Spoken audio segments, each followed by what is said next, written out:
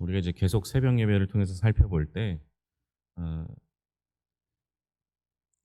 그 압살롬, 암논 이 형제의 관계에 있어서 다윗이 깔끔하게 처리를 못합니다.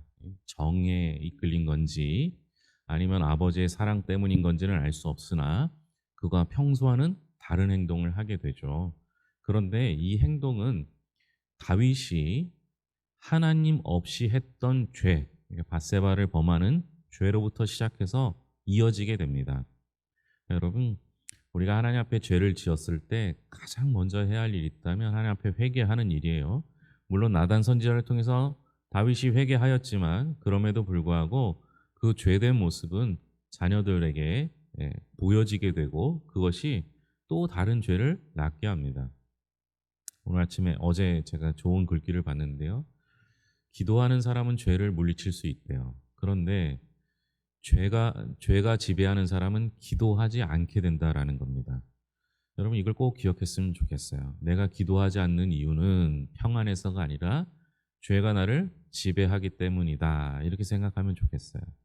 다윗이 하나님께 묻는 장면이 안 나와요. 자녀들이 이런 문제가 생기는데 하나님께 묻는 장면이 전혀 나오지 않아요. 평소에 그와는 너무 다르죠. 여러분 우리가 무슨 말을 하려고 할 때, 무슨 행동을 하려고 할 때 하나님께 묻는 행동이 꼭 필요합니다. 믿음이 적어도 할 수 있어요. 오히려 믿음이 적다고 생각하는 이들이 더 잘할 수 있어요. 제가 잘 못하니까, 제가 잘 모르니까 하나님 알려주세요. 이렇게 하면 돼요. 그런데 잘 안다고 생각하는 사람들이 꼭 문제가 돼요. 우리 노예에도 보면 목사님들이 잘 안다고 하니까요. 잘 안다고 남한테 묻지 않고 하다 보니까 자기 마음대로 하죠. 그러니까 잘 안 돼요. 이게 꼭 우리가 기억했으면 좋겠습니다. 그 후에 압살롬의 문제도 어 인제 보기 싫어서 내쫓았다가 다시 되돌아왔는데 다시 안 보잖아요. 이 속에서 자녀들이 먼저 아버지를 용서할 수는 없잖아요. 아버지가 먼저 손을 내밀어야 되는데 그 과정을 못 하죠. 결국 이게 후환이 됩니다. 어 압살롬에게 쫓기게 되는데요. 인제 막상 그렇게 되고 보니까 아버지가 아들하고 싸울 수는 없잖아요. 도망가게 되죠. 그런데 이제 위험한 순간이 다가왔는데 압살롬에게는 두 명의 전략가가 있습니다. 아히도벨과 후세죠. 하나는 당대 최고의 지략가인 아히도벨이고 다른 한 사람은 사실은 다윗 편이지만 다윗이 압살롬에게 심어놓은 사람이죠. 이 두 사람이 의견이 충돌하는 사건이 오늘 사건입니다. 이 사건을 통해서 우리가 배워야 될 점이 무엇인지 함께 살펴보겠습니다. 아이도벨이 다윗을 칠 수 있는 가장 실제적인 전략을 내놓게 되는데요. 내놓은 전략이 뭐냐? 1절, 2절에 보면 나오는데요. 1절, 2절, 17장 1절, 2절입니다. 같이 읽겠습니다. 아이도벨이 또 압살롬에게 이르되 이제 내가 사람 12,000명을 택하게 하소서.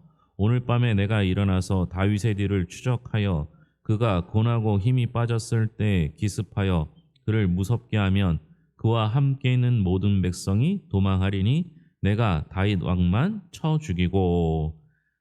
아이도벨이 내놓은 전략은 뭐 뒤에도 조금 나오긴 하지만요. 뭐였습니까? 기습이에요, 기습. 기습해서 누구만 잡자고요? 다윗만 잡자는 거예요. 이 작전은 굉장히 좋은 작전입니다. 이 작전을 통해서 다윗을 제거할 뿐만 아니라 동족 상전의 비극을 일으키지 않아도 돼요. 그러니까 적장에 목만 따면 나머지는 그냥 끝나는 싸움이었거든요. 이게 뭐 편을 나눈 것도 아니고 어쩔 수 없이 압살롬이 자기 편을 모아서 쿠데타를 일으킨 건데 압살롬이 완전한 힘이 있어서가 아니라 다윗이 압살롬을 피했기 때문에 이 싸움이 이렇게 진행된 거거든요. 뭐 나중에도요. 어, 압살롬이 왕권을 잡았을 때도요.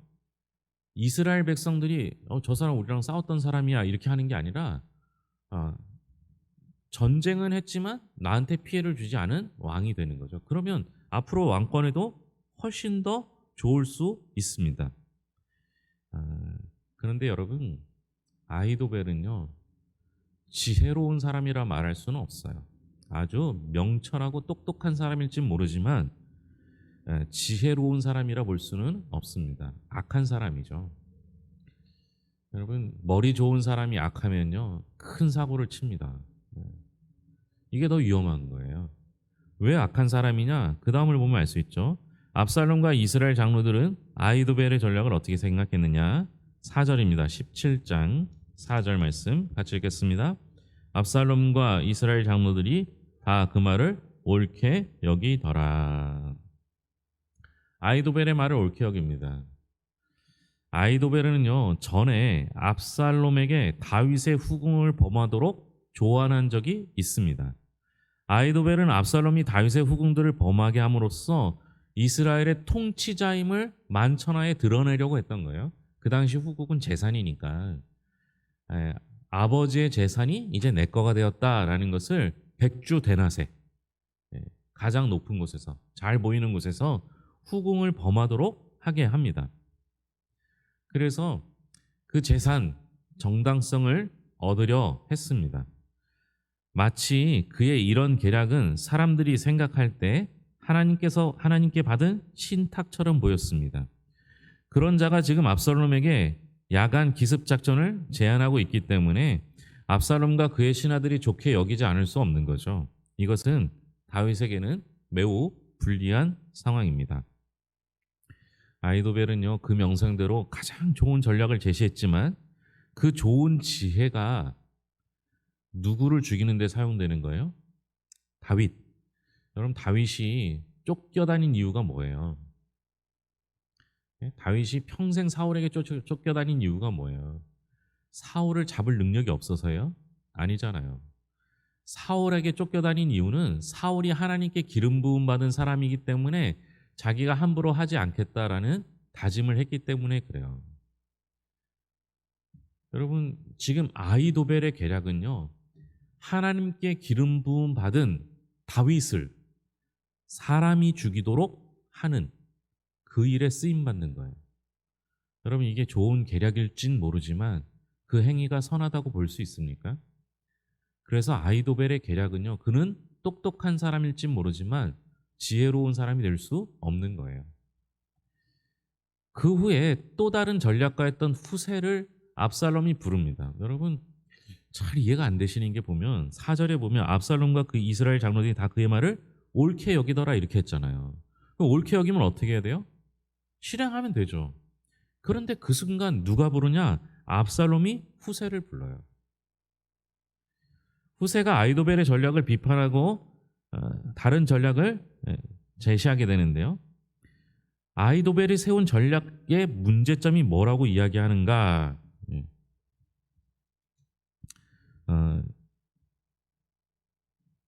8절부터 9절까지만 읽으면 될 것 같은데요. 8, 9, 10절까지 읽겠습니다.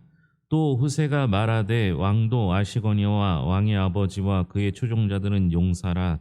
그들은 들에 있는 곰이 새끼를 빼앗긴 것 같이 격분하였고 왕의 부치는 전쟁에 익숙한 사람인즉 백성과 함께 자지 아니하고 지금 그가 어느 굴에나 어느 곳에 숨어 있으리니 혹 무리 중에 몇이 먼저 엎드러지면 그 소문을 듣는 자가 말하기를 압살롬을 따르는 자 가운데에서 패함을 당하였다 할지라.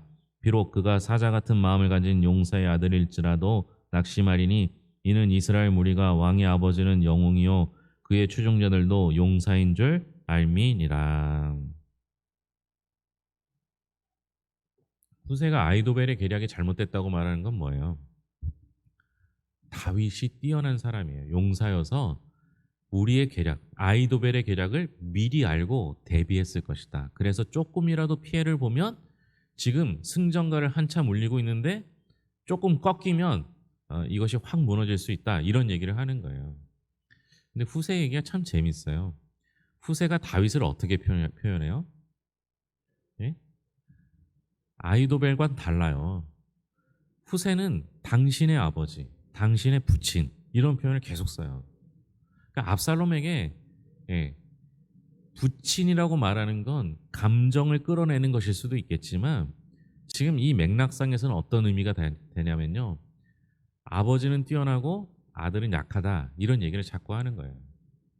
그러니까 맞아. 우리 아버지 다윗은 늘 용사였지. 이걸 자꾸 깨우치려고 하는 거예요.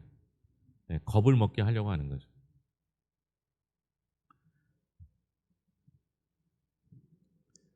어, 이 후세의 전략은 먹힌 것 같습니다. 그래서 압살롬이 아이도벨의 계략을 무질치고 후세의 계략을 얻게 되죠. 어떤 계략이냐? 11절부터 13절까지인데요. 같이 읽겠습니다. 나는 이렇게 계략을 세웠나이다. 온 이스라엘을 단부터 부엘세바까지 바닷가의 많은 모래같이 당신께로 모으고 친히 전장에 나가시고 우리가 그 만날 만한 곳에서 그를 기습하기를 이슬이 땅에 내림같이 우리가 그의 위에 덮여 그와 함께 있는 모든 사람을 하나도 남겨두지 아니할 것이요 또 만일 그가 어느 성에 들었으면 온 이스라엘이 밧줄을 가져다가 그 성을 강으로 끌어들여서 그곳에 작은 돌 하나도 보이지 아니하게 할 것이니이다. 아멘. 후세가 내놓은 전략은 뭐예요? 전 이스라엘 전체의 전 군대를 모으고 전멸하는 계획이에요. 네, 여러분 사람이요 그렇게 듣기로 시작하면요 이 계획이 좋게 보여요. 성경에서 말하는 단에서 부엘세바까지는요 이스라엘 전체를 위아래로 끝과 끝을 얘기하거든요. 그러니까 전체를 말하는 거예요. 항상 단에서 부엘세바까지 하면 그렇게 얘기하면 됩니다. 나중에 이제 사무엘 전에 봤던 사무엘도 말씀을 그렇게 하나님의 말씀이 단에서부터 부엘세바까지 퍼졌다 이렇게 얘기할 때 그렇게 얘기하죠.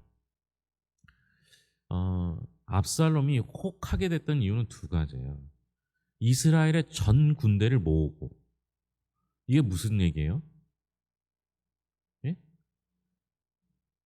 첫째는 숫자를 늘리자는 거예요. 숫자를. 그러니까 지금 그 다윗 왕 당신의 붙이는 용사인데 우리가 이길 방법은 숫자를 늘리는 겁니다. 이거 얘기하는 거예요.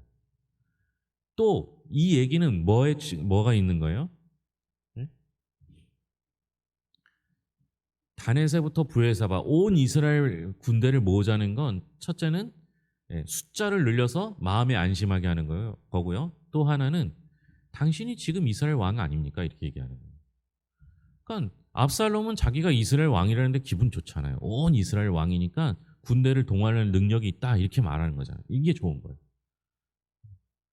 두 번째 말을 들을 때 우리가 잘 알아들어야 되는 게 뭐냐면 후세가 다윗에게 얘기하는 건 전멸이래요. 보면 하나도 남기지 않겠다고 해요. 여러분 두고두고 다윗 왕의 용사들이 후환이 될 수가 있습니다. 그러니까 다윗 왕을 잡을지 몰라도 다윗 왕과 함께했던 그 전쟁터에서 뭐 요압을 비롯해서 뭐 아비새 뭐 이런 그 다윗과 함께 전장을 누볐던 용감한 그 장군들이 있잖아요. 이 장군들이 남아 있는 한 늘 불안할 수밖에 없는 게 압살롬이거든요. 그러니까 어때요? 전멸하자. 얼마나 좋겠어요. 그러니까 당신은 이스라엘 왕이니까 모든 사람을 모아서 숫자를 늘리고 우리가 한 번에 끝냅시다. 이런 얘기를 들은 거예요. 그럴듯한 거잖아요. 근데 여러분 이 얘기를 다시 읽어보면요. 그렇지 않아요. 어, 재밌는 건 그 비유가 나와요. 11절에는 바닷가에 많은 모래같이 바닷가에 모래가 얼마나 많아요. 그죠? 바닷가에 많은 모래같이 군대를 모읍시다. 숫자를 얼마나 막 상상이 되는 거죠. 12절에 보면 이슬이 땅에 내림같이 우리가 그의 위에 덮여. 그쵸? 여러분 이슬이 땅에 내리는 건 피하는 곳은 없잖아요. 모든 곳에 내리잖아요. 13절에 보면 더 웃겨요. 성에 들어가 있으면요. 밧줄을 성을 둘러서 끌어다가 강물에다 던져버린대요. 이게 여러분 말이 된다고 생각하세요? 아니 말이 됩니까? 성을 둘러쓸 밧줄이 있어요? 그게 있다 쳐도 그것을 끌어서 당겨서 강으로 옮길 힘이 있어요? 강에다가 던졌는데 성이 그 안에 잠길 그런 강이 있어요? 말도 안 되는 얘기거든요. 근데 여러분 우리가 그렇게 듣기로 작정하면요 내 귀에 그렇게 들려요.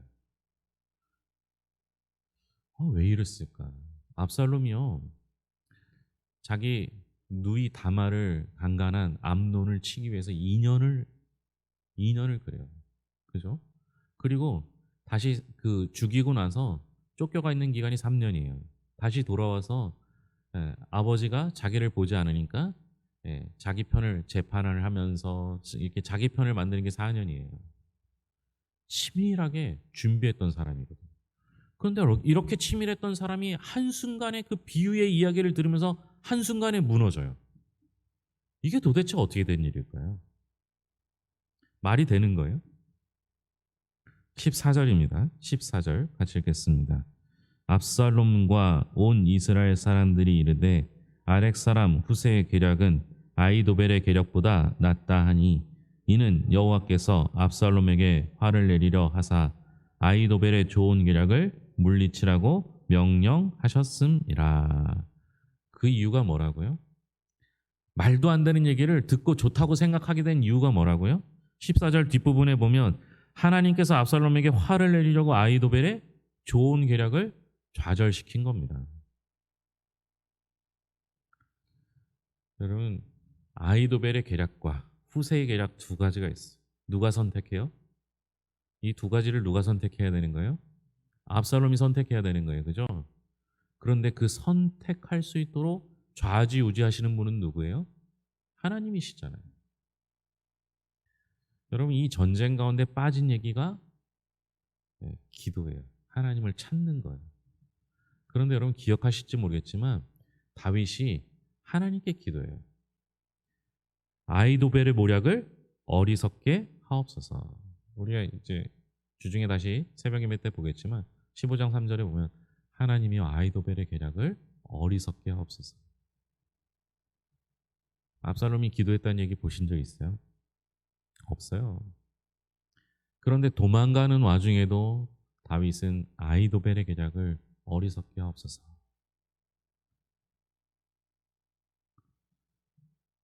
아이도벨과 후세를 비교한다면 아이도벨은 좋은 전략가였습니다. 그러나 악한 사람이었습니다. 후세는 말을 굉장히 잘하는 사람이었던 것 같아요. 그런데 그가 말을 잘하고 좋은 전략을 세웠다라기보다는 그는 하나님께서 선택한 다윗을 선택한 사람이었던 거예요. 그래서 지혜로운 사람이에요. 진정한 지혜는요, 하나님을 경외하는 거예요. 하나님을 경외하는 게 진짜 지혜지, 좋은 전략을 세워서 승리케 하는 게 좋은 지혜가 아니에요. 지혜로운 사람이 아닌 거죠. 지혜는 하나님을 경외하는 것이고, 지혜로운 사람은 하나님이 선택한 사람을 인정하는 거예요. 그게 진짜 지혜입니다. 우리 성도들이 그렇게 지혜로운 사람이 됐으면 좋겠습니다. 또한 어떤 순간에도 모든 세상을 주관하시는 분은 하나님이시다라는 사실을 인정해야 합니다. 오늘 압살롬이 승기를 잡고 아이도벨의 계략을 듣고 그날 밤에 기습했으면 다윗이 목숨을 잃고 압살롬의 세상이 올 거라고 그렇게 생각했을지 모르지만 저는 그렇게 생각하지 않아요. 혹, 혹 성경에 만일이라는 건 사실 존재하지는 않겠지만 혹시라도 압살롬이 아이도벨의 계략을 선택했다 할지라도 저는 다윗이 죽지 않을 거라고 생각합니다. 그 이유는 하나님께서 기름 부음 받은 사람을 하나님께서 결정하실 일이지 압살롬에게 결정을 두시지 않기 때문에 그래요. 여러 방법이 있을 거예요. 아이도벨의 계략이 선택되었다 할지라도 하나님께서 다윗에게 미리 알려주실 수 있는 거예요. 하나님께서 이스라엘 군대를 치려가는 블레셋 군대에 눈이 멀게 하고 앞을 가리고 그렇게 해서 이스라엘 군대를 건져내신 적이 있잖아요. 혹 그렇다 할지라도 하나님께서 다윗을 건지실 건 분명한 사실이에요. 그 이유는 하나님께서 온 세상을 주관하시기 때문에 그렇습니다. 여러분이 다윗의 입장이라면 아들한테 쫓겨요. 아들의 반역을 당했어요. 그리고 아들에 의해 죽임을 당한 순간이 코앞에 와 있어요. 그럼 차라리 그럴 경우에는요. 왕위를 포기하든지 아예 다윗 혼자 도망가든지 스스로 자결하든지 해서 그 상황을 피하고 싶었을 거예요. 그런데 다윗은 항상 하나님의 주권을 인정했기 때문에 하나님께서 하실 거라고 여겼던 거죠. 우리는 어려운 순간 마지막 기대가 아니라 처음부터 끝까지 하나님이 하실 것을 믿는 믿음이 필요합니다. 그게 우리의 부족함일 수 있어요. 다윗이 왕이 된 이후에 승승장구하지 않았습니까? 그러다가 잘못을 저지른 거잖아요.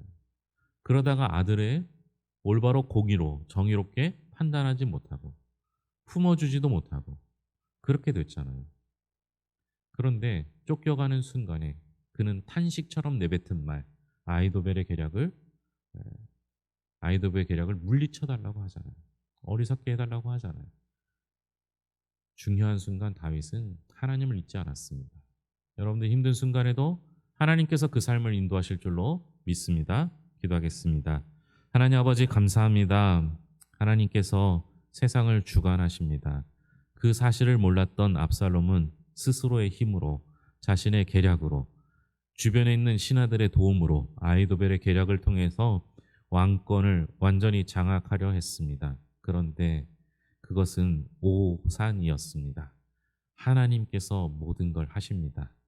압살롬은 그 사실을 몰랐기 때문에 아버지를 반역하고 아버지를 죽이려 쫓아갔습니다.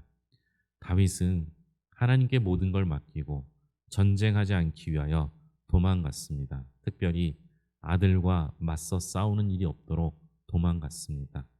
어디를 가든지 하나님께서 다윗과 함께 하셨고 하나님께서 세우신 사람은 하나님의 방법으로 패하실 뿐 다른 이들의 방법으로는 될 수 없음을 또 한 번 보여주셨습니다. 하나님 아버지, 여호와를 경외하는 것이 지혜의 근본이고 여호와를 경외하는 사람 또 그 사람을 선대하는 것이 지혜로운 사람이 해야 할 일입니다.